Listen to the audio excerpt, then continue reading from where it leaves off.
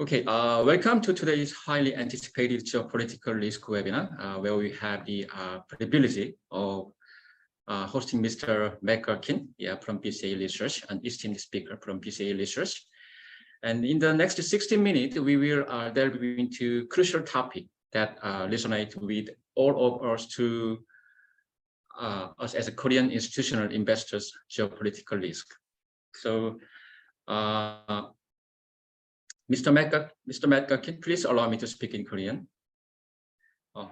안녕하세요. 오늘 웨비나 진행을 맡은 금융투자협회 국제부 신명수입니다.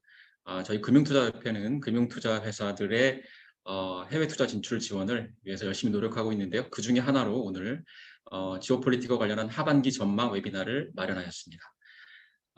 오늘 잠시 후에 이제 발표와 Q&A를 진행할 예정인데요. 그 전에 저희가 BCA 리서치에 저희 함께 하신 박민호 팀장님 오늘 홍콩에도 접속하셨어요.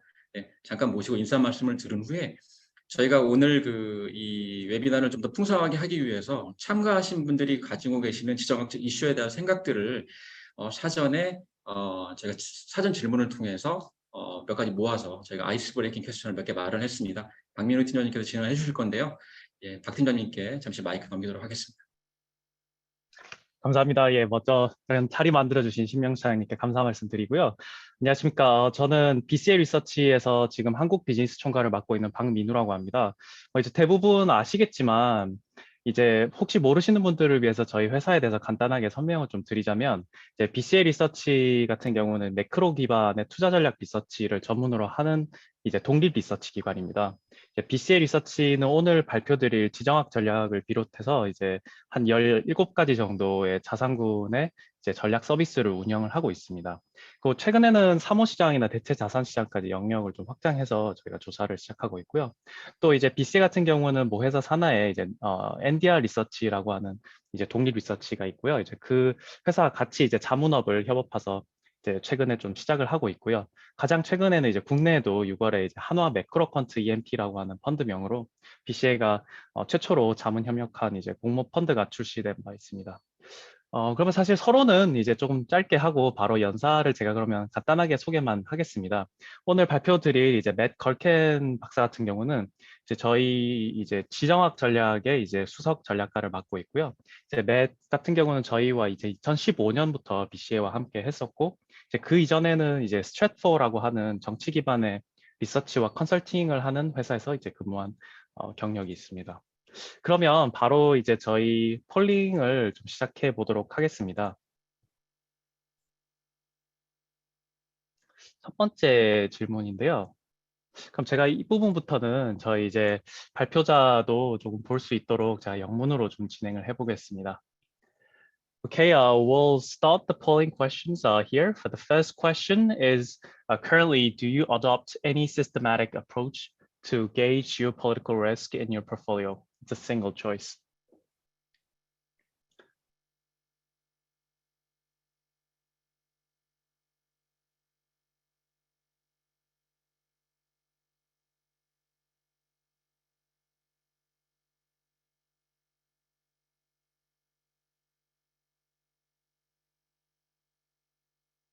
Yeah, I think many of them replied here now. So on the first question, this seems like 77% of the people say they are not getting any systematic approach for the geopolitics and follow majority and rely on the news and media sources. And the next questions will be let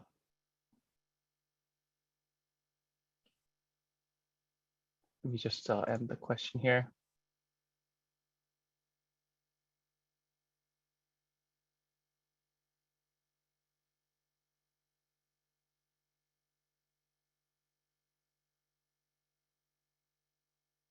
My apologies, I think. Okay, I can do this. Right, second question here. Sorry, below which of the two is the most concerning factor for your investment strategy in second half of 2023? Please choose two of the choices that you have. So there's recession risk, there are a deflation risk for China, there's also the general geopolitical risk, which would includes the war's a risk in Ukraine. Could be also inflation, which came down a lot nowadays.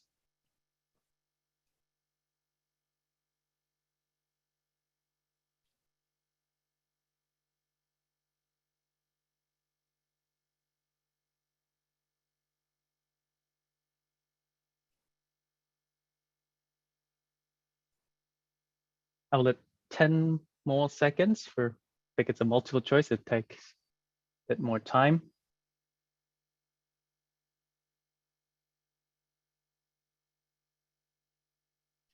Okay, I think it's good to end the polling here for the second question, and I'll share the results with you. It seems like 80% of the people have still said the recession risk is the most concerning factor. And the second place will be also still the inflation. And the third will also be similar, but the unexpected move from Fed, and the geopolitics seems to be a little bit of behind within the options here.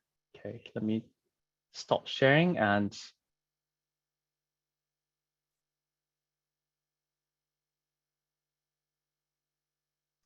the third questions.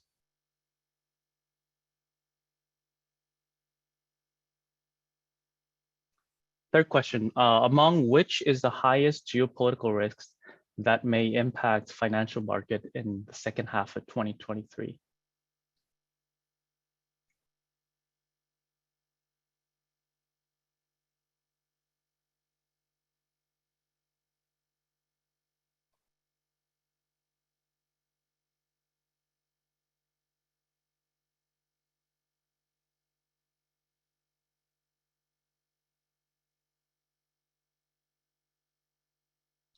See a lot of numbers and China related options here.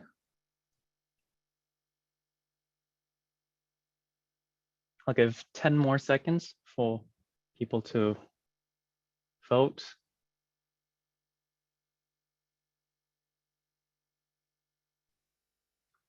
Okay, I think we can end the third question here and can share the results for you. The first one was U.S. China relationship. I think it was pretty obvious. And China Taiwan risk was the second one, which I think being in Korea, speaking with Korean investors, I think this one is the second largest geopolitical risk that they think. And surprisingly, the Ukraine war related ones and U.S. Iran and U.S. domestic political were a bit behind the ranks. And I'll stop the share and go to the last question that we prepared. What do you think is the biggest geopolitical risk to South Korea? The options are a little similar, but guess.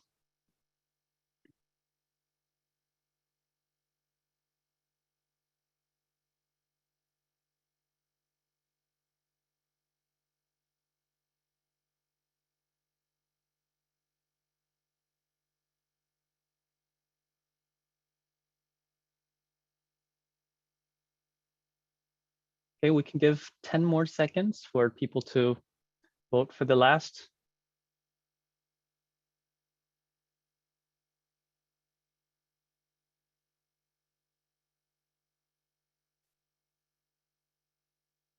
Let me end the last fourth polling question here and share you with the results.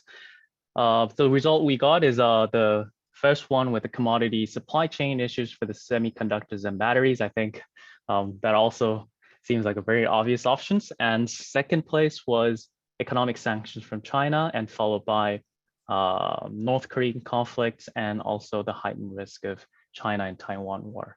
And let me end the polling questions here, and I will give the microphone back to Myung-Soo Kim. 땡큐 민우, 감사합니다. 네, 먼저 저희가 이 폴링 퀘스천이 끝났고요. 저 예상했던 것과는 좀 다르게 나온 답변들도 있었는데요. 오늘 맷님이 흥미롭게 이야기를 풀어주실 거라고 믿고요. 저희가 진행은 영어로 진행을 하지만 채팅창을 통해서 궁금하신 사항들은 영어나 한글로 질문을 남겨주시면 저희가 강의 말미에 가급적이면 최대한 많은 질문들을 소화해 드리도록 하겠습니다. 그리고 다들 궁금해하시는 발표 자료는 저희가 참가하신 분에 한해서 발표가 끝나고 나서 저희가 오전 중에 이메일로 발송을 해드리도록 하겠습니다. 참가하신 분들만요. Okay, now into the real business. In this era of interconnected global economies, it has become paramount for investors to navigate the complex landscape of geopolitical uncertainties. So, and who better to guide us through this intricate app than Mr. Matt Gertken, an expert in his field with a wealth of experience and insights to share. So, to the COFIA members and the other audience, thank you once again for joining us today, and we encourage you to actively participate, engage, and take full advantage of this opportunity to gain unique insights from Mr. Gertken. So now, without further ado, let us welcome Mr. Matt Gertken to share his valuable insight. Matt, the floor is yours. Okay, great. Well, thank you all very much, and I appreciate the opportunity to speak with you today. I also think that it was an excellent decision to begin with the polling so that we can get a sense of how investors think about geopolitics.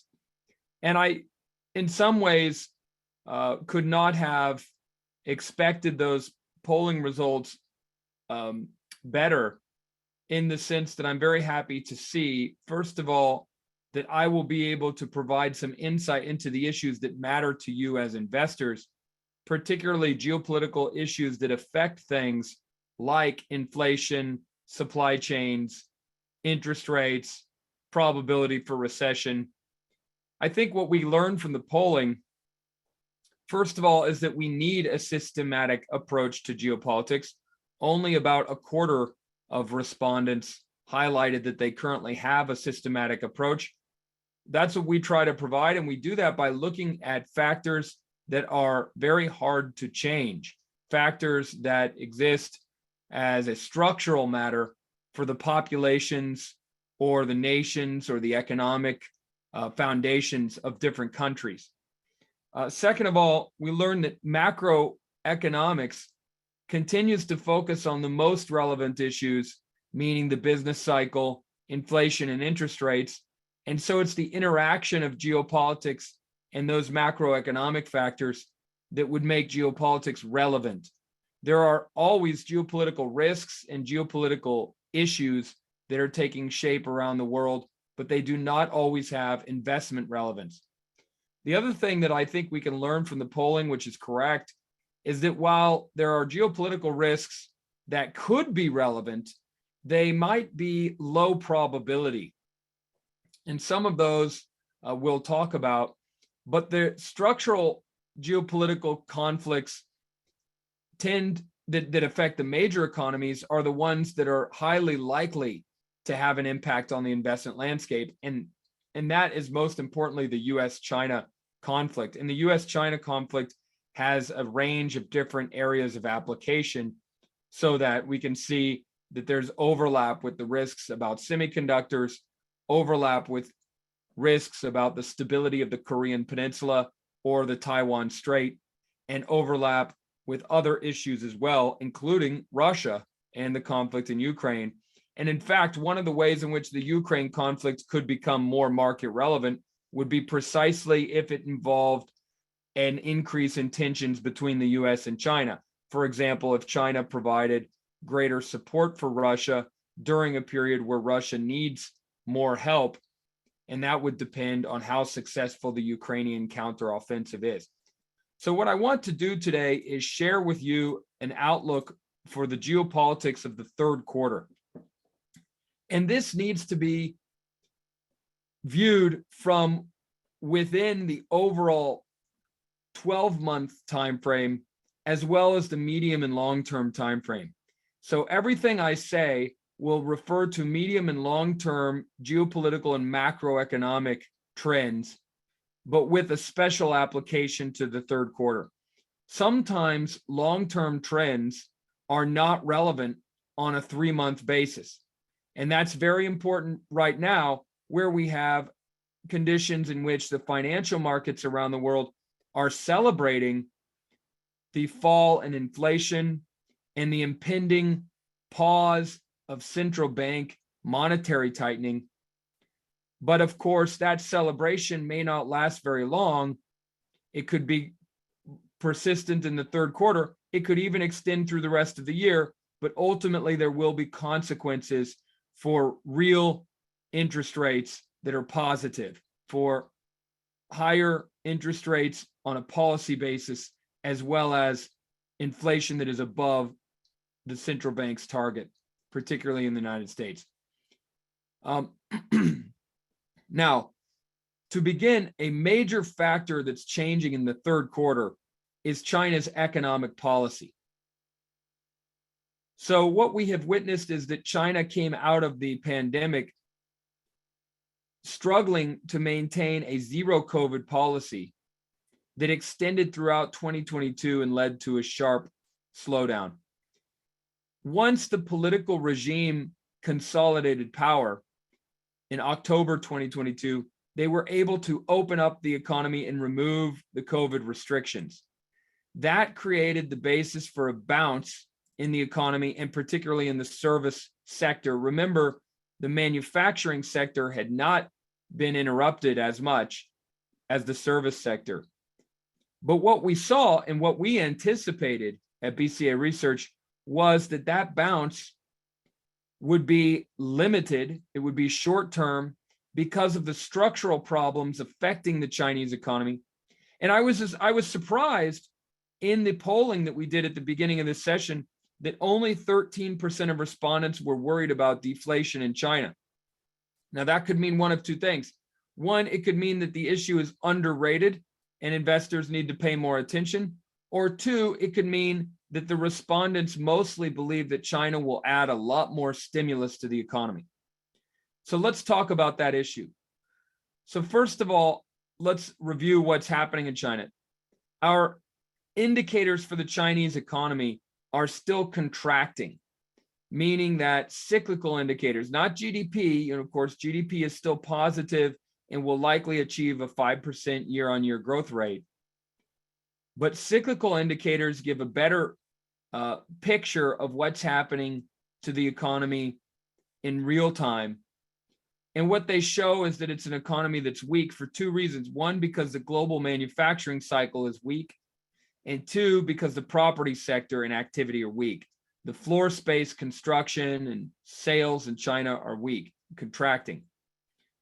We also see that the credit impulse is rolling over in China. Now, the credit impulse is the acceleration or the deceleration of lending that's taking place in the economy. And we can also combine that with the government role, because of course the government can operate through the banks or it can operate through direct fiscal spending. Either way, what we see is that China did provide stimulus. Now that stimulus is actually rolling over, which means that in 6 to 9 months, the outlook for activity is even worse unless more stimulus is provided. And we can look at the top right here to reinforce that message, looking at money growth, because some of the credit in the Chinese economy is not simply bank lending. And so if we look at the overall monetary aggregates, perhaps we can get a better picture.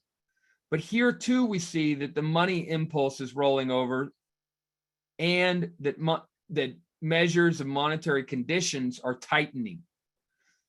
And finally, we have to ask about the government playing a direct role, because ultimately China's problems stem from a corporate deleveraging and the risk of household deleveraging. And the only way to compensate for that lack of corporate leverage, lack of corporate borrowing and spending, is if the government gets more involved and provides a greater fiscal support. But what this chart shows us is that the government net borrowing, meaning on balance, all of the government, local government and central government, is a negative 8% of GDP. And this is according to the International Monetary Fund. The broader measure, the measure that includes sort of off-balance sheet borrowing that local governments are doing is negative 16% of GDP. Well, what does that mean? It means that it is difficult to provide a lot of fiscal support if you're already providing a lot of fiscal support. So this is a Chinese economy that is struggling to match the 5% growth target and has a problem of continued structural downward pressure. So more stimulus will be needed. And we can ask whether this will boost global growth, because what we can see is that Chinese growth has been a little bit better than global growth, even in the short term. You know, during the period of COVID, global growth was beating Chinese growth. Since the reopening, Chinese growth was supposed to add a little bit of upside support for the global economy. And what we can see is that this is actually rolling over for services as well as manufacturing, staying less than 50 in the global PMI and the average Chinese PMI, the average of the different purchasing manager indexes in that economy.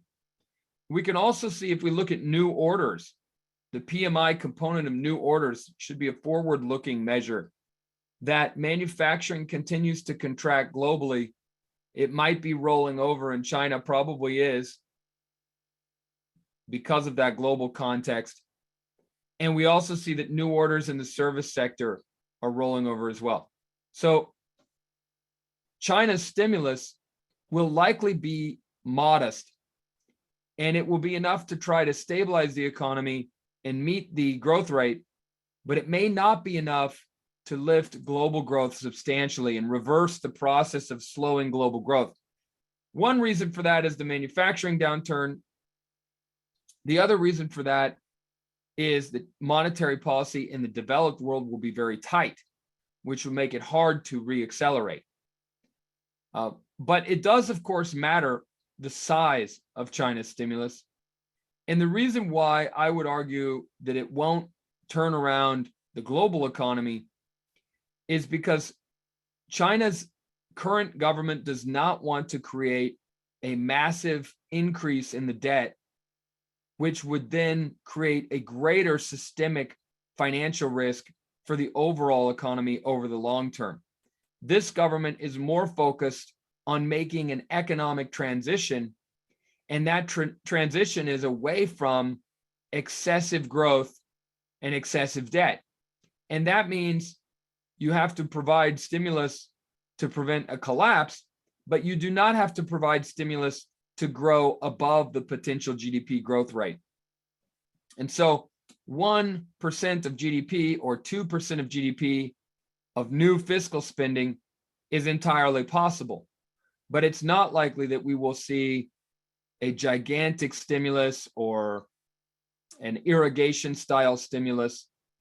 And in fact, China normally provides that kind of giant stimulus during periods where the global economy is collapsing. And that's not the condition that we have today. So we should not expect that result. Now, what will be the implication for U.S. China relations? So on one hand, we're going to get modest stimulus from China, but we don't anticipate that that stimulus will accelerate the global economy because of the issue we talked about, which is that the U.S. and developed markets are slowing down because of tight monetary policy and waning fiscal support. Remember that consumers in these consumer-oriented economies were spending from a large cushion of savings that came out of the pandemic relief efforts that the governments took. Well, most of that relief has now been spent in the United States. Perhaps for the remainder of the year, consumers will continue to have some of those savings, but the lowest segments of the society have already spent most of those savings, and the upper segments of society have seen them roll over. And so what we will see is less of a pile of savings, and consumers will then be forced to cut back on their spending, and that will have knock-on effects across the economy. So in this context, remember that we have an election in the United States in November 2024. And if consumers are cutting back on spending, and if the central bank is running high interest rate policy, then the administration, the Biden administration, will be under very significant pressure. And I'm showing you on the left-hand side how this pressure has affected elections in recent years. When we look at the manufacturing PMI in the United States, when that PMI is contracting, governments tend to lose power. The Republicans lost in 2008. The Democrats lost in 2016. The Republicans lost in 2020. And in all of those periods, we had a manufacturing recession. And manufacturing recessions hit the manufacturing heavy states, including in the Midwest, which happen to be very important states for the Electoral College and the distribution of power in the United States. On the other hand, when the manufacturing PMI is positive and growing, we've seen incumbent parties reelected. Now, this is not the only variable. Of course, there are other variables, particularly because the United States is not a manufacturing-driven economy. But remember, manufacturing drives some of the critical swing states, and those are the same swing states in 2024. And that means that the Biden administration has to be extremely careful to make sure, first of all, that it achieves a soft landing of the economy. And that partly depends on the Federal Reserve. And then second of all, that the foreign policy and other policies do not destroy the soft landing and do not ruin the soft landing. So we see that the Biden administration is willing to go and talk to China and try to come to a better level of communication in a context where the two are fighting an ongoing trade war and the United States is increasing controls of technology, semiconductors, as part of that trade war. Now, we have to ask from a geopolitical point of view, is this discussion, is this negotiation going to produce real fruit? Or will it just be negotiations, talking for the sake of talking? Well, unfortunately, I take a fairly pessimistic perspective. And the reason, first of all, is that both countries have continued to use punitive measures even while they are talking. So that China has imposed sanctions even during this period of talks. And the United States is considering new controls on investment in China, direct investment on China, particularly in the technology sector. And it looks as if Treasury Secretary Janet Yellen went to China for 4 days and came back, and the administration is now moving forward on investment restrictions, which is not a positive sign. So many things can change, but from what we can tell, these are two economies that are reducing their trade exposure, imposing more, not less, trade restriction, and the negotiations have not yet produced a joint agreement with concrete commitments to reduce tensions.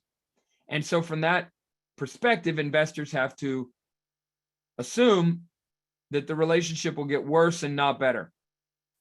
And that will then increase uncertainty, because not only does it mean that the US and China will see a further deterioration in relations, but it also means that the economy will not improve as much as expected. China, we talked about, might be stimulating the economy, but that stimulus will struggle with negative sentiment at home and negative sentiment abroad if the US and China are still fighting a trade war. And sentiment in the United States will be negatively affected if we see a continuing slowdown in consumption on top of a manufacturing slowdown. Another major geopolitical issue for the third quarter is the counteroffensive in Ukraine.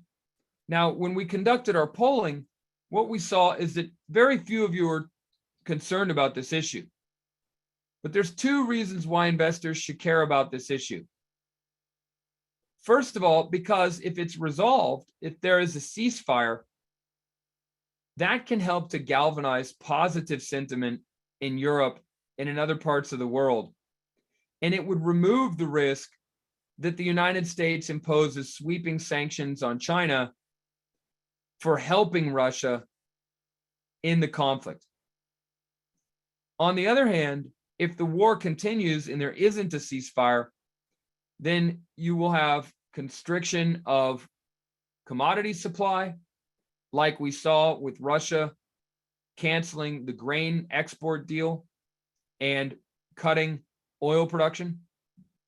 You will have Europe continuing to struggle with negative sentiment amid a technical recession, and you will have the risk that Russia's problems will force China to provide more assistance because China does not want Russia to fail. And as China provides that assistance, the United States would then impose new sanctions on China. So it's better for investors if this war results in a ceasefire, at least in the short term. Now, we need to talk about what the impact would be from a market perspective. So first of all, the oil price has already fallen quite sharply from above $120 per barrel in 2022 to about $80 per barrel today.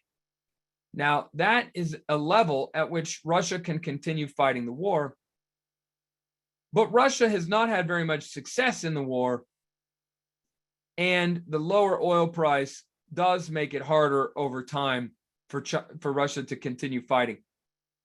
What we saw in 2014 and 2015 was that once the oil price fell in the range of $40 to $60 per barrel, Russia was forced to negotiate a ceasefire. So that's the first thing, is that Russia can continue fighting at the current oil price, but a big drop from here would likely discourage that, whereas a major increase would encourage that. Now, when we look at the behavior of countries, Russia is cutting the oil production and has already cut by 770,000 barrels per day, and will probably cut by more. The problem for Russia is that other countries in the world are expanding production, and in fact have expanded by 3.6 million barrels per day since the war. So in other words, OPEC is cutting production, Russia is cutting production, but the United States and other oil producers are increasing production outside of OPEC. And that's creating this environment in which the oil price remains relatively subdued. How will markets react? Well, first of all, if Russia and other players cut enough oil production to substantially constrain the supply, that's going to create huge volatility because we're in an environment of slowing global demand, and supply constraints will then cause greater volatility. On the other hand, if production continues the way that it has and is sufficient, we can see a lower oil price, and that would then, of course, have a series of ramifications, but one of which would be that growth fear would start to affect the global marketplace, because, of course, the biggest driver is the slowdown in the manufacturing cycle, the slowdown in China. So let's bring these two issues together. If China provides a modest stimulus, and if the developed markets achieve a soft landing, we have a very good basis for believing the oil price will bounce. It will rise back to $100 per barrel or higher. But if either of those two things goes wrong, we will see this continued drop in the oil price. And that's honestly the more likely outcome, because as we discussed, China's stimulus may not be enough to boost global growth substantially. And meanwhile, very tight monetary policy will have a long effect on demand in the developed markets. Now, there's another side of the supply equation when it comes to oil and geopolitics. We are at a critical juncture for Iran in its nuclear program. Iran can now construct 5 nuclear devices in 1 month, according to the International Atomic Energy Agency. They have not yet decided to do that. But as we saw with North Korea, countries that pursue nuclear programs ultimately do intend to achieve a strategic deterrent. And that makes sense from Iran's point of view, because Iran has seen that countries that did not achieve a nuclear deterrent were often attacked by other countries, such as Ukraine or Libya or Iraq. So we have a likelihood that Iran will continue to pursue a nuclear program. At present, the United States is not really enforcing sanctions aggressively because the Biden administration does not want to have a confrontation and an oil shock in the year ahead of the US election. However, if Iran continues down the path toward nuclearization, we could have a scenario where Israel believes that they are forced to take action, or where Israel sabotages the Iranian economy, critical infrastructure, and forces Iran to retaliate by attacking tankers or regional oil production to get the United States to pay more attention to the region. Also, Russia will be providing weapons, maybe missile defense, to support Iran and encouraging Iran to pursue its nuclear quest. And that, of course, can destabilize the region. So on the whole, unless we get a US-Iran deal that freezes the nuclear program, we will have supply constraints coming from the Middle East that will affect the oil price. And as you can see, this reinforces the point that was made earlier, which is that we are looking at a lot of volatility, because you will not only have Russian supply constraint, you will also have Middle Eastern supply constraint, and this would be in the context of slowing demand and only a modest Chinese stimulus. That's an environment of significant volatility rather than a clear direction. So I'll just make 2 other points and then I'll conclude. One has to do with the US election cycle. Now, if you were an optimist and you wanted to believe that the geopolitical environment would improve, you would want to reduce uncertainty in the United States. If the American policy were consistent, if the American policy were predictable, and if the American policy were credible, then other nations would know how to behave. They would become more predictable, and investors would have an overall more comfortable, more certain environment in which to make decisions about CapEx, capital spending, and other investments. Unfortunately, we do not have that certainty from the United States. First of all, the Federal Reserve, you can see on the left-hand side, does not like to hike interest rates during an election year. Only 23% of interest rate hikes have been done during presidential election years, but 48% of interest rate hikes have been done during non-election years, like 2023. And that means that the Fed needs to hike more to try to achieve the stated goal of price stability. And they need to do it now because they won't have the ability to hike if necessary in 2024. And so that creates a short-term risk of more hikes than expected, but it also creates a risk that rates will be kept higher for longer. The other issue is that if a recession occurs, then the opposition is very likely to win the election. The ruling party is very rarely re-elected when you've had a recession. And you can see on the right-hand side that in the post-World War II period, the incumbent president only has a 33% re-election rate if there's a recession. and the incumbent party, you know, if something happens to the president, say he steps down, the incumbent party only has a 20% reelection rate if there's a recession. So that would mean that a recession would cause a party change, which creates policy uncertainty and discontinuity. Also, of course, the Republicans are very likely to choose President Trump as their candidate, which means that President Trump could in fact be reelected, which of course would escalate global trade war.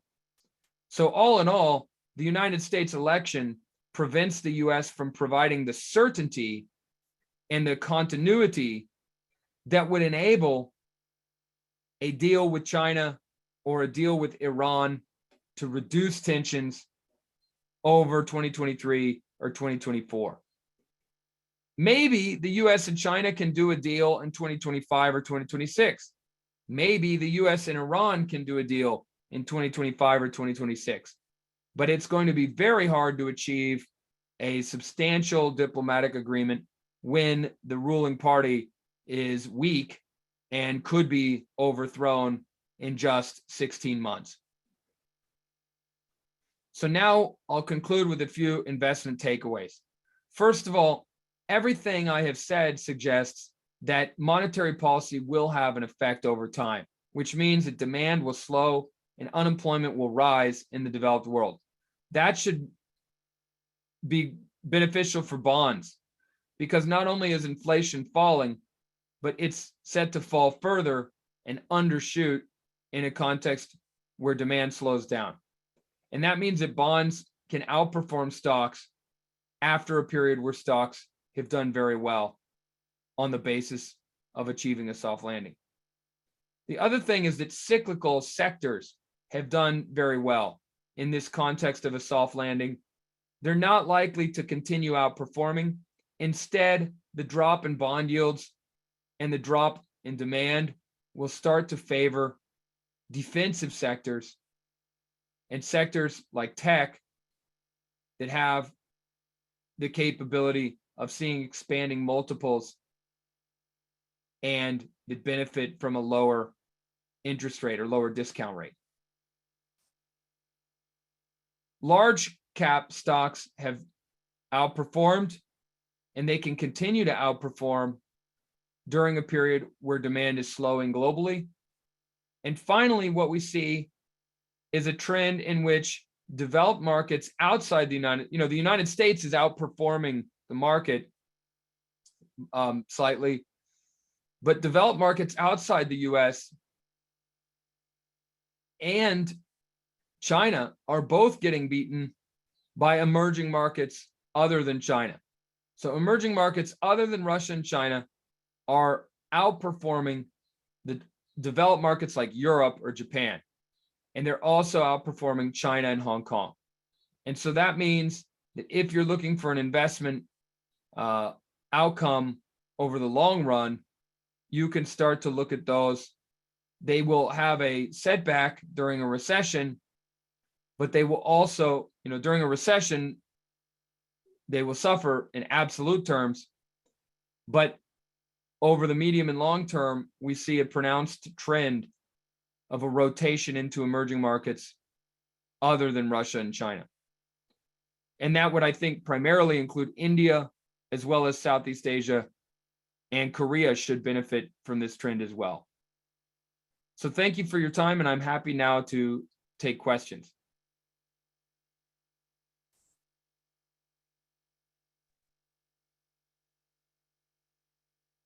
Thank you so much. Thank you so much, Matt, for your insightful analysis. And I believe that, your expert perspectives on geopolitical risk and investment considerations have undoubtedly provided us with the valuable insight and an especially comprehensive overview of the Chinese reopening and the upcoming U.S. presidential election and other critical factors impact the investment landscape, has equipped us a deeper understanding of the risk and the opportunities that lie ahead. So we don't have any questions from the audience yet, but I prepare one question for you. And then to the audience, please leave your message using the chatting. Yeah.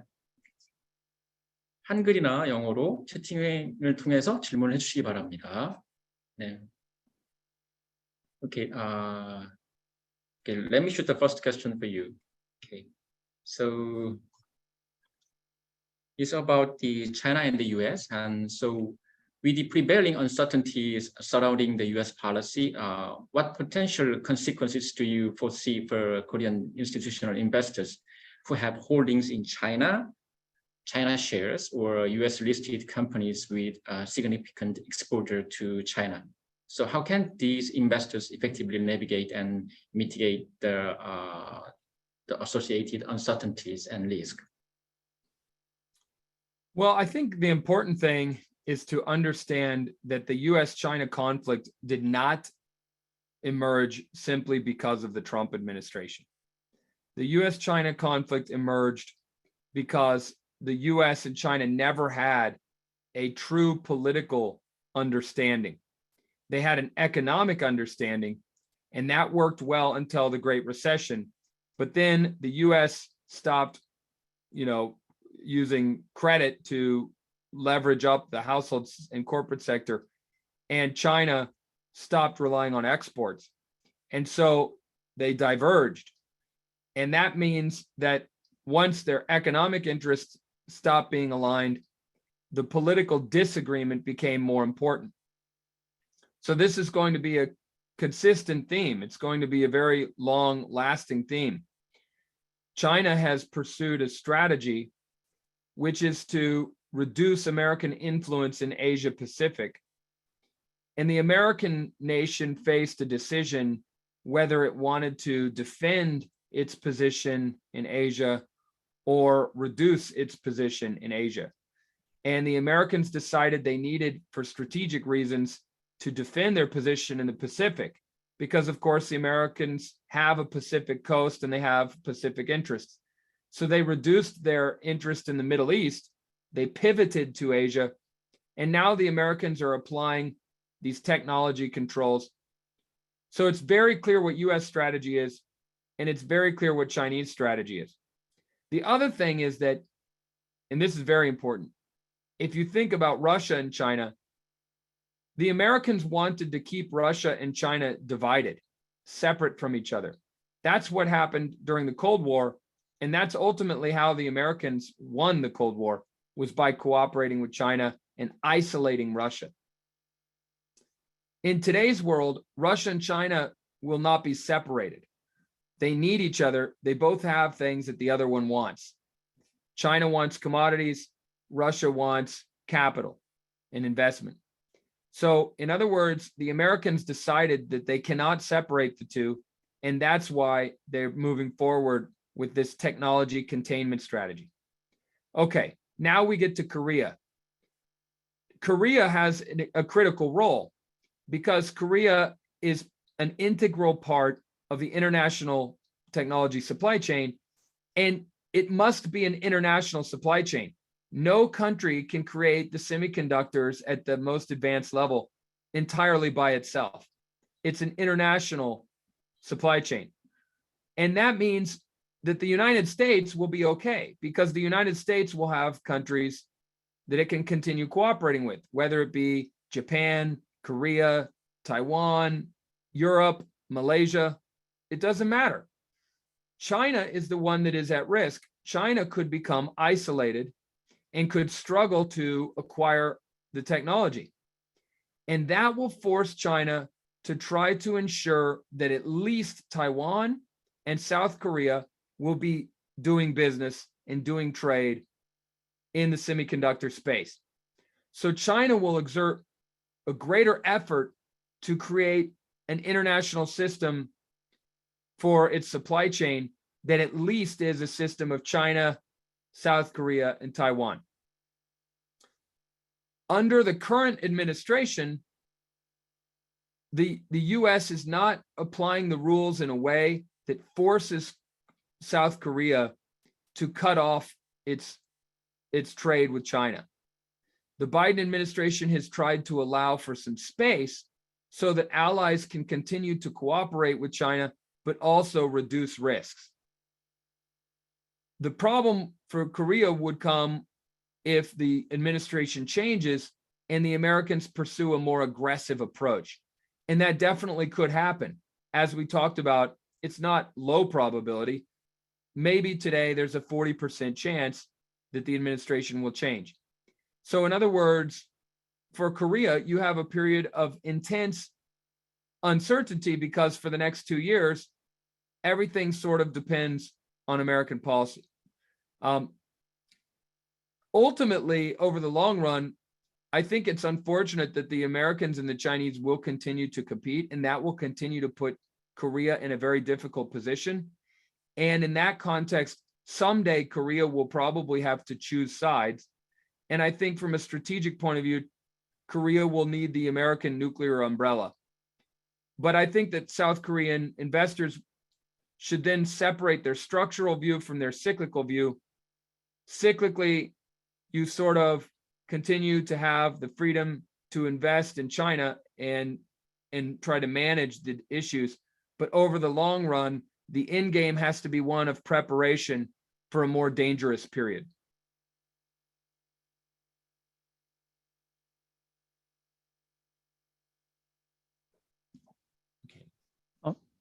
I think you're on mute. Sorry, yeah, my bad. There was a question from Mr. Lee Yong-hyun, and then it's about the oil price. And the question is, what is your view on the direction of oil and gas prices on the midterm? Yeah, that's the thing, because in the short term, well, let's define our terminology. In the third quarter, oil prices can easily move higher because the conditions are such that the world believes that we have a soft landing in the developed economies, and China will provide modest stimulus. Now, over a 6 or 12-month period, I think we'll start to see the oil price continue to stay weak in the range that it's currently in, or even weaker.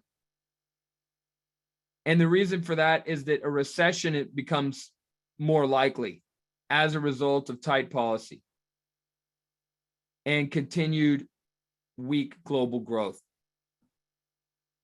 So that is the sort of trajectory that I think would be relevant over that time frame. Now, the medium term then opens up a different set of questions. And that's where I think those supply constraints become much more relevant. Because over the medium term, what we will see is that demand will stabilize in a new interest rate regime and in a new inflation regime. And that's a regime where we have not had enough capital spending to produce oil. We have a energy transition that is discouraging investment in oil and gas. And we will have a disruption in the Middle East as a result of the geopolitical issue that I talked about, Iran's nuclear program. So you will have Russia and the Middle East producing those supply constraints. You'll have inadequate capital expenditure, and you'll have stabilizing or growing demand. And that could be a higher oil price environment. So long story short, I think it'll go up, then down, and then up. Up and down and up. Okay, thank you, man. But you know, the floor for the oil price is higher than it used to be because of these structural conditions.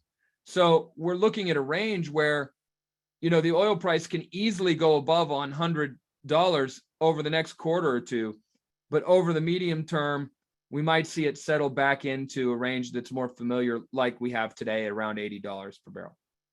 I see. Yeah, thank you so much. And there was one question from Mr. Kim Gi-min. It's about China. And the question is that the heavy debt of Chinese local government is making it difficult to boost the Chinese property market. So do you think that China is capable of addressing that? No, I don't think they are. And I think the reason is there's two reasons. One is, first, that they need to take very radical fiscal policy.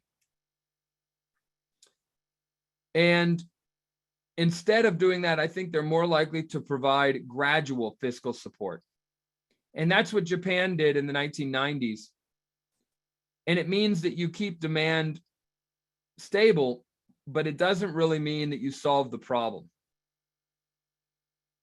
So, for example, the United States went through a huge property bust we had the global financial crisis. Within 3 years, the United States had purged the bad debt and was then growing again, and we had a new economic cycle. So it only took 3 or 4 years. But instead, China is more likely to take a path like Japan, where you try to provide a gradual adjustment, and that can mean that the deleveraging process goes for a very long time. But the other factor is that the United States is running this confrontational policy toward China, which discourages foreign investment. Japan didn't have that problem. When Japan went through deflation, the Americans were playing a supportive or accommodative role because we were allies. In China's position, the Americans are playing a detrimental role. So I think it's very difficult for China to address this problem. I think they basically have to go through 10 years or more of deleveraging, or they have to allow a recession. And what we've seen is that they're probably choosing the long-term gradual approach. I see. Thank you so much. And then,